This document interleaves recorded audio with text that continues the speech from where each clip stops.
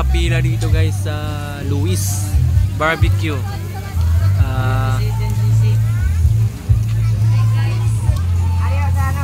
Tama, Luis Sisig and Cakes, no kitchen. Adrian.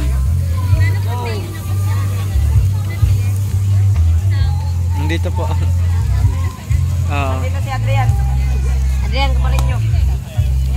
Yan, maraming nakapila rito guys sa kanilang ihawan, ano? Dito sa stall number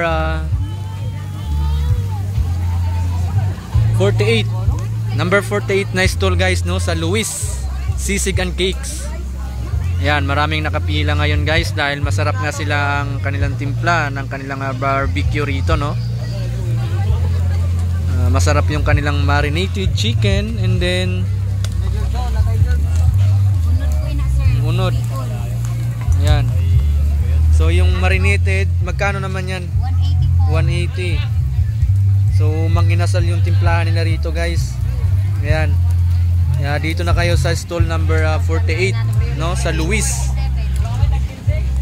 48 and 47, dalawang stall nga pala sila guys, no. So kabilaan yung ihaw nila dito.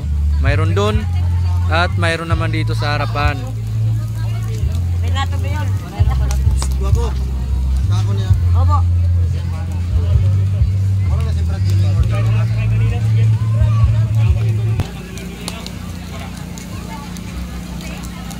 Yan, nakapila kami rin dito guys dahil sa aming order, no.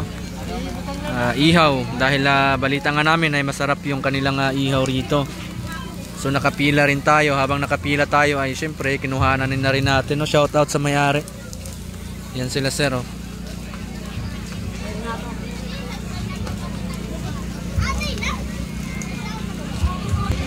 At yun nga guys, katulad kanina, no, sa sinabi ko, dalawang stall sila rito, no, 47 and 48. So dito naman sa kanilang 47 ay meron silang cakes, no, halo-halo. Ayan. Ito yung mga ano na dito guys, no, sa stall 47. And then sa 48 naman ay doon yung kanilang ihawan guys, oh. Puntahan nga natin at tingnan natin. Marinated chicken. Ihaw, atay, isaw. Sa taas naman mayroon tayong ulo and batikulon.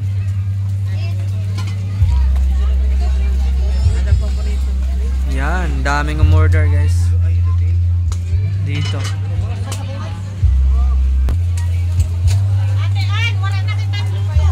Amoy usok na sila rito guys.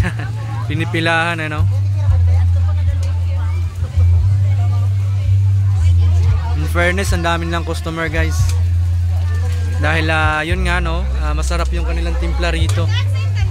Ang kanilang ihaw. Kaya pinipilahan talaga sila guys dito sa stall number 47 and 8. No, 47 and 48. Kaya pinagkakagaluhan talaga dito guys yung kanilang mga ihawin. Ayan. Ang daming customer dito sa number 48.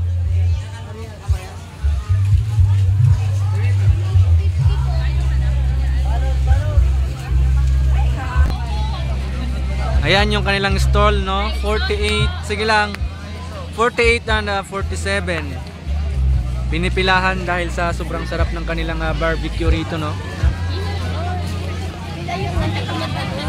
Ayan.